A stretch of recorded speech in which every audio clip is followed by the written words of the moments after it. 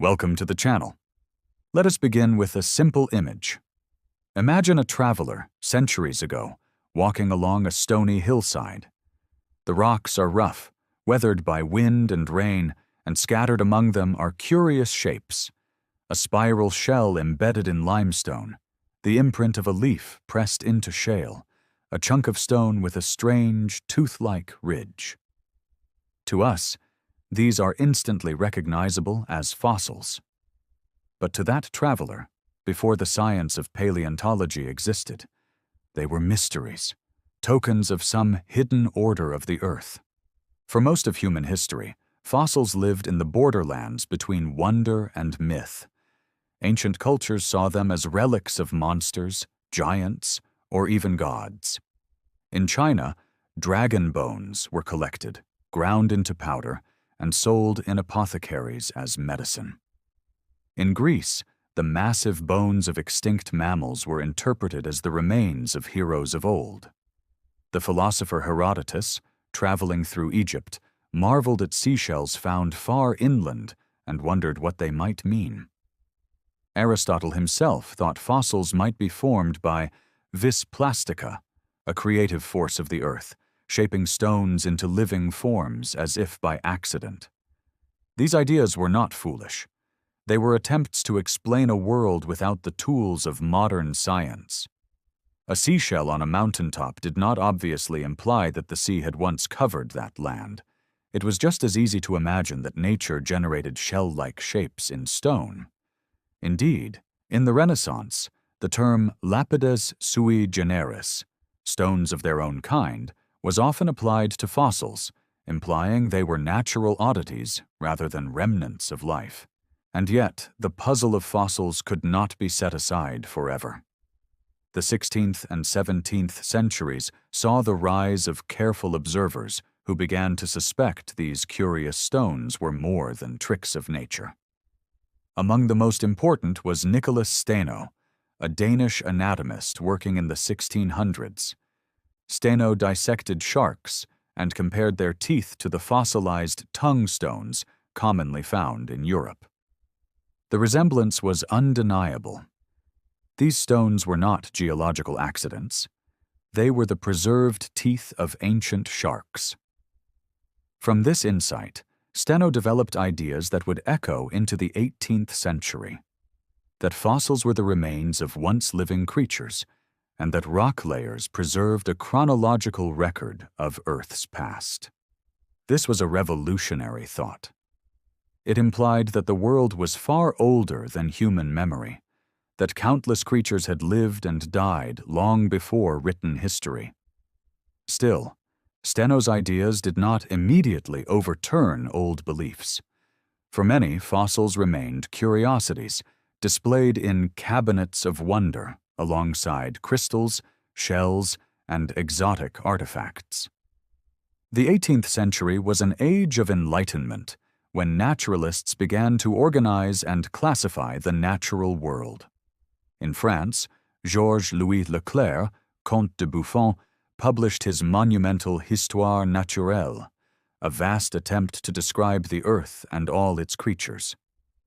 Buffon speculated that the Earth might be tens of thousands of years old, a daring suggestion in a time when many still held to a biblical chronology of only a few thousand years. He included fossils in his great catalogue, acknowledging them as remnants of past life, though his explanations were often cautious, hedging against theological controversy. In Britain, naturalists such as Robert Hooke argued that fossils were indeed the remains of organisms, and that Earth's surface had changed dramatically over time. Hooke examined petrified wood and shells, using microscopes to show their organic structure. He even speculated that species might go extinct, though this idea was not widely accepted. Extinction, in fact, was one of the great intellectual hurdles of the age. If God had created all creatures, perfect and balanced, how could any of them vanish? Many scholars preferred to believe that fossils represented animals still living in some undiscovered corner of the globe. Extinction was unthinkable. It suggested imperfection, or worse, loss. It was into this intellectual landscape that Georges Cuvier entered in the late 18th century. Cuvier was a French anatomist of extraordinary skill, able to reconstruct an entire animal from a fragment of bone. His studies of fossil elephants, mammoths, and mastodons convinced him that these animals were not merely variants of living species, but wholly distinct creatures that no longer existed. Extinction, he declared, was real. Cuvier's announcement was shocking, but it carried authority.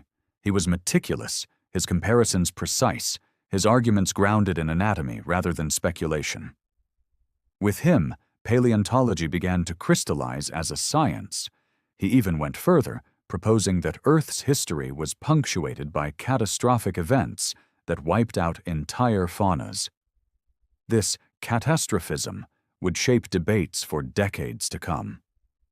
While Cuvier anchored the study of fossils in rigorous science, others were expanding the geological framework in which these discoveries could be understood. The Scottish geologist James Hutton, in the late 18th century, proposed a vision of Earth shaped not by sudden cataclysms, but by slow, continuous processes, erosion, sedimentation, uplift, working over immense spans of time. No vestige of a beginning, no prospect of an end, he famously wrote, describing a world without fixed limits, infinitely old in its cycles. Hutton's work laid the foundations for uniformitarianism, the idea later championed by Charles Lyell in the 19th century. But already in the 18th, the stage was set. Fossils were recognized as organic remains. Extinction was acknowledged as a fact, and geology was beginning to suggest a timescale far older than human tradition allowed. The 18th century, then, was a century of transition. Fossils moved from the realm of myth into the realm of science. Cabinets of curiosity gave way to systematic collections, museums, and comparative anatomy. What had once been the bones of giants or dragons were now evidence of vanished worlds. And with this shift came new questions. If fossils recorded lost species, how many such species had there been? How old was the Earth that contained them? What forces shaped their rise and disappearance? As the century closed, these questions pressed ever harder. In quarries and mines, new discoveries emerged. Strange reptiles with teeth like crocodiles, bones of mammals unlike any alive, giant shells embedded deep in stone. Each find added to the sense that the Earth was not static, but dynamic, its history layered in rock and bone. By the dawn of the 19th century, paleontology had emerged as a distinct field. It was no longer enough to treat fossils as curiosities. They were evidence, data points in a grand story of life's history. Scholars like Cuvier demonstrated that these remains could be reconstructed, compared, classified, and placed in a timeline. The Earth had a past, and that past could be read. And so, the 18th century ended with a sense of opening horizons. The age of myth was fading. The age of science had begun. But the story was only just beginning. The 19th century would see paleontology expand from Europe to the world, from isolated bones to whole skeletons, from a handful of extinct creatures to entire lost ecosystems. It would become a science of drama, rivalry, and discovery, capturing the imagination not only of scholars but of the public. Before we step into that century, let us pause here. For in the 18th century, the foundation stones were laid. Fossils were no longer dragon bones, no longer playful stones of nature. They were the remains of ancient life. They spoke of extinction, of time deeper than any human memory, of worlds destroyed and remade. To recognize this was to change forever how we see the Earth and how we see ourselves within it. The 19th century dawned with revolutions in industry, in politics, and in science. Coal mines deepened across Britain, canals cut through hills, exposing strata that had lain hidden for ages. quarries expanded to feed the hunger for stone. Every new excavation was an opportunity for discovery, and indeed, the century began to yield a harvest of fossils unlike anything seen before. In this context, paleontology shifted from being the passion of a handful of scholars into a discipline that would capture the imagination of an entire society. The rocks of Britain, in particular, seemed to offer a window into vanished worlds, and the people who uncovered their secrets became some of the most talked-about scientists of their age. One of the first was William Buckland, a clergyman and geologist with an enthusiasm that bordered on theatrical. Buckland studied the caves of England, uncovering bones of hyenas and other animals long vanished from the region. He argued that Britain had once been home to a very different fauna, and he brought a preacher's energy to his lectures. In 1824, Buckland described the first scientifically recognized dinosaur, Megalosaurus, the Great Lizard. He had assembled fossil fragments from quarries near Oxford, identifying them as belonging to a gigantic carnivorous reptile. Though the skeleton was incomplete, the scale of the bones suggested an animal of unprecedented size. Buckland imagined it as a lumbering, reptilian beast, more like a monstrous lizard than the upright predator we now reconstruct. Yet his naming of Megalosaurus marked a milestone. The age of dinosaurs had begun. Almost at the same time, another figure entered the story. Gideon Mantell, a physician from Sussex with a quiet but determined fascination for fossils. While out walking, his wife, Mary Ann Mantell, noticed large fossilized teeth in a pile of stones along the roadside. Mantell studied them closely and realized they belonged to a giant herbivorous reptile, unlike anything living. He named it Iguanodon, after the similarity of its teeth to those of an iguana. Mantell's find was extraordinary, and it began to draw attention not only from scholars but from the broader public. The idea that the countryside of England had once been home to vast reptiles captured imaginations. Yet Mantell's work was often overshadowed by others, for he was not a man of wealth or institutional power. His rivalry with the more influential Richard Owen would become one of the personal dramas of the age. Before Owen, however, came yet another remarkable discovery, Hylaeosaurus, an armored reptile described by Mantell in 1833. With this third great reptilian fossil, the outlines of a new category of animals began to emerge. Enter Richard Owen. Owen was a brilliant anatomist, ambitious and skilled in both science and self-promotion. In 1842, he gathered together Buckland's Megalosaurus, Mantell's Iguanodon, and Hylaeosaurus, and declared them representatives of a distinct group of ancient reptiles. He named them Dinosauria, from the Greek for terrible lizards. The name was a stroke of genius. It carried both scientific weight and dramatic flair. Dinosaur quickly entered public consciousness, evoking awe and mystery. Owen emphasized that these creatures were not mere oversized lizards, but a separate order of animals, with anatomical features that set them apart. By coining the term, he gave coherence to a field that had previously been a scattering of curious bones. Owen's role in shaping paleontology cannot be overstated. Though his career was marked by both brilliance and controversy, he was adept at using his position in museums and institutions to consolidate authority, and he often diminished the contributions of rivals such as Mantell. Yet he was also a visionary in recognizing that these creatures represented something entirely new in the history of life. While Owen named the dinosaurs, others were laying the geological framework in which these creatures could be understood. Charles Lyell, building on the work of James Hutton, published his Principles of Geology in the 1830s. Lyell championed uniformitarianism, the idea that the slow processes shaping the Earth today, such as erosion and sedimentation, had also shaped it in the past. This was a direct challenge to the catastrophism of Cuvier, who saw Earth's history as punctuated by sudden, violent events. The debate between catastrophism and uniformitarianism rippled across paleontology. Were the dinosaurs victims of sudden disasters, or had they simply given way gradually as conditions changed? Lyell's emphasis on immense timescales was especially influential, providing a framework in which fossils could be placed in a sequence stretching back hundreds of millions of years. The public, meanwhile, was captivated. Fossil discoveries became news, discussed in salons, newspapers, and lecture halls.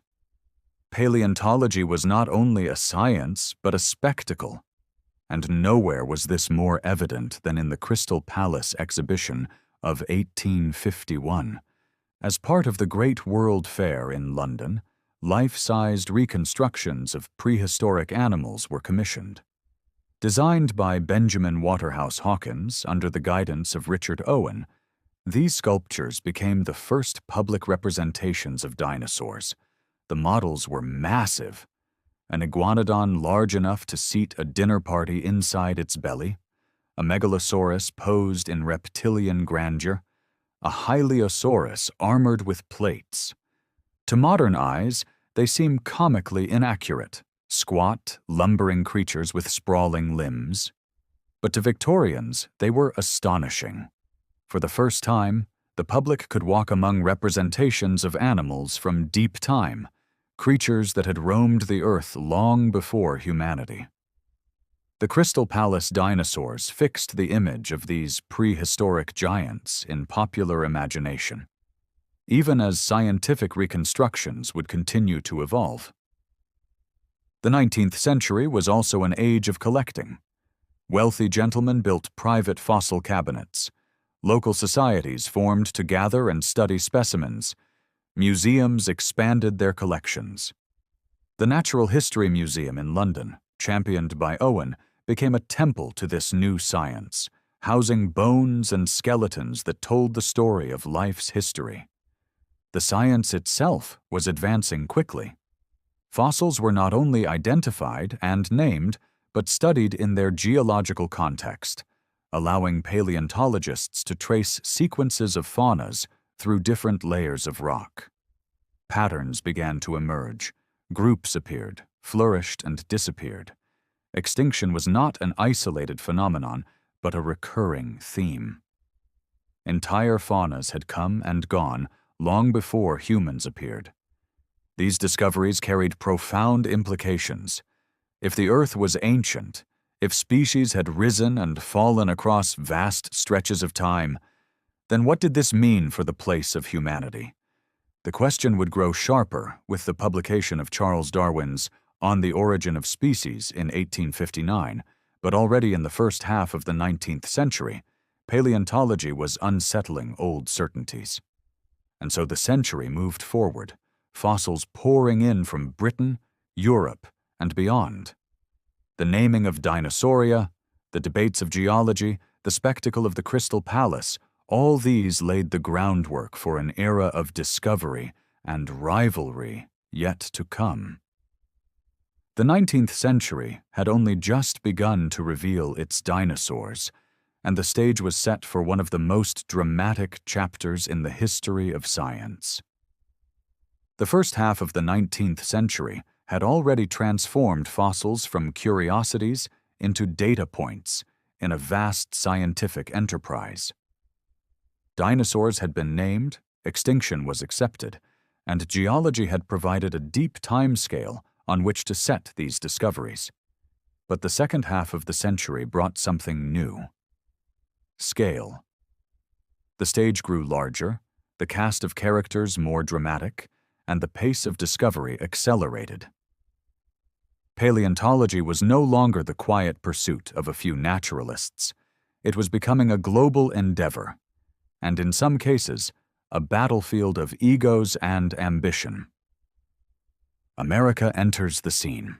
For much of the early 19th century, Europe had been the center of paleontology. British quarries and French gypsum pits yielded the fossils that scholars like Buckland, Mantell, and Cuvier studied. But across the Atlantic, a new continent beckoned. North America, with its vast expanses, rocky outcrops, and layers of untouched strata, offered a treasure trove of fossils waiting to be uncovered. The first significant American discoveries were not dinosaurs, but giant mammals. The remains of mastodons and mammoths fascinated early American naturalists, including Thomas Jefferson, who speculated about the possibility that such creatures still roamed the unexplored interior of the continent. Jefferson's interest was not merely academic. He saw in these fossils a symbol of America's natural grandeur, proof that the New World was not inferior to the Old. But by the mid-19th century, the focus shifted to reptiles of far greater antiquity. Fossils from New Jersey revealed large hadrosaurs, or duck-billed dinosaurs. In 1858, William Parker Folke and Joseph Leidy described the first relatively complete dinosaur skeleton in North America, Hadrosaurus folkii. Unlike the fragmentary finds in Britain, this skeleton suggested a more complete picture. Leidy proposed that it walked upright on its hind legs, a radical departure from the lizard-like reconstructions of Megalosaurus and Iguanodon. This discovery foreshadowed the explosion of paleontological activity that would sweep across the American West in the latter half of the century: the Bone Wars. At the center of this explosion were two men, Edward Drinker Cope and Othniel Charles Marsh. Their rivalry, which became known as the Bone Wars, is one of the most infamous sagas in the history of science. Cope was a Quaker from Philadelphia, precociously brilliant, with a vast memory and a tireless drive to publish. He was also impulsive, sometimes rushing his work in his eagerness to claim priority. Marsh, by contrast, was methodical and cautious, the nephew of a wealthy benefactor, with the means to support large expeditions. He held a professorship at Yale and cultivated powerful connections. The two began as colleagues, even friends, but soon fell into conflict. A small slight, a disagreement over the reconstruction of a plesiosaur skeleton, escalated into a bitter feud. From then on, each sought to outdo the other, racing to discover, describe, and name as many new fossil species as possible. The American West provided the battleground. Railroads and territorial expansion opened up vast fossil-bearing regions: the Badlands of South Dakota, the rocky outcrops of Wyoming, the mesas of Colorado. Teams of fossil hunters, funded by Cope or Marsh, scoured the landscape, digging, blasting, and hauling bones by the ton. The rivalry was intense. Cope and Marsh spied on each other's crews, bribed workers, and sabotaged digs. Specimens were sometimes hastily collected, damaged, or even destroyed to prevent them from falling into the rivals' hands. Accusations flew in the press, each man attacking the other's competence and integrity. And yet, for all the chaos, the results were astonishing. Between them, Cope and Marsh named over 100 new dinosaur species, many of which remain valid today. Marsh described the towering Brontosaurus, later reclassified as Apatosaurus, the massive Diplodocus, the plated Stegosaurus, and the horned Triceratops. Cope contributed species such as Camarasaurus, Colophysis, and many others. The Bone Wars epitomized both the promise and the perils of 19th century paleontology. The methods were sometimes reckless, the rivalry bitter, but the discoveries transformed the field. The dinosaurs of the American West expanded the picture far beyond the handful of genera known in Europe, revealing a prehistoric world of astonishing diversity and scale. Darwin and evolutionary context. While Cope and Marsh battled in the American West, Europe was grappling with another intellectual earthquake: the publication of Charles Darwin's On the Origin of Species in 1859. Darwin's theory of natural selection provided a framework for understanding fossils not just as curiosities of the past, but as evidence of evolutionary change over time. Fossils became central to debates about evolution. They were the record of transitions, of species rising and falling, of adaptation and extinction. The discovery of creatures like Archaeopteryx, with both reptilian and avian features, offered tantalizing evidence of evolutionary links between groups. Not all paleontologists embraced Darwin's ideas immediately. Richard Owen, for example, resisted aspects of natural selection, preferring to emphasize divine archetypes. But over time, evolution became inseparable from paleontology. The fossil record was seen not merely as a catalogue of extinct species, but as a narrative of life's history, shaped by descent with modification. In America, Cope himself developed his own evolutionary ideas, proposing a theory of neo-Lamarckism, in which traits acquired during life could be inherited. Marsh, on the other hand, aligned more closely with Darwin's views. Their rivalry thus extended not only to fossil hunting, but to theoretical interpretations of evolution. Museums and the public imagination. As fossils accumulated, so too did the need to display and interpret them. Museums expanded dramatically in the 19th century, becoming centers not only of research but of public education and spectacle. In London, Richard Owen's efforts led to the establishment of the Natural History Museum, a grand cathedral of science where skeletons of prehistoric creatures inspired awe in visitors. In America, the American Museum of Natural History in New York and the Smithsonian Institution in Washington, D.C., grew their fossil collections, fueled in part by the discoveries of the Bone Wars. Mounted skeletons became iconic displays. For the first time, the public could walk beneath the towering frame of a sauropod, or gaze into the skull of a horned dinosaur. These displays fed popular fascination with prehistoric life, and dinosaurs became symbols of deep time, power, and mystery. Art, too, played a role. Painters such as Charles R. Knight, working in the late 19th and early 20th centuries, brought dinosaurs to life in vivid murals and illustrations. Though Knight's work would come later, its roots lay in the 19th century fascination with reconstructing ancient worlds. Paleontology and national identity. It is worth noting that paleontology in the 19th century was not merely a scientific enterprise, but also a cultural one. In Britain, fossils were part of national pride, symbols of scientific progress during the Victorian Age. In America, the discovery of giant dinosaurs in the West was tied to the narrative of exploration, expansion, and the grandeur of the continent. Each new skeleton was a reminder that the land held not only vast resources, but also the deep history of life itself, the legacy of the 18th and 19th centuries. By the end of the 19th century, paleontology had been transformed. What began in the 18th century as the recognition that fossils were the remains of living creatures had become, by 1900, a global science with vast collections, professional societies, and public institutions. Extinction was no longer a troubling hypothesis, but a fact. Dinosaurs were no longer curiosities, but a vast and varied group that had once dominated the Earth.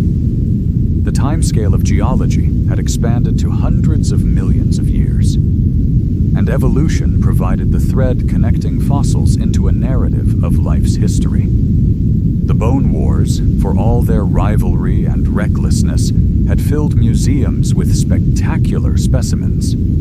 The Crystal Palace dinosaurs, for all their inaccuracies, had introduced the public to prehistoric creatures on an unprecedented scale. And the careful work of naturalists, anatomists, and geologists had laid the foundations of modern paleontology. When we look back on the 18th and 19th centuries, we see a period of transition, of bold insights and heated debates, of discovery and drama. It was an age in which the Earth's deep past was first revealed in all its strangeness and grandeur. And it was an age that gave us the very idea of dinosaurs, not as myths or monsters, but as real creatures, part of the history of life. As the 20th century dawned, paleontology stood poised to become a mature science, armed with new tools, new theories, and new horizons. But its foundations were built in those earlier centuries by men and women who chipped fossils from rock, pieced together skeletons, and dared to imagine worlds that had vanished millions of years before.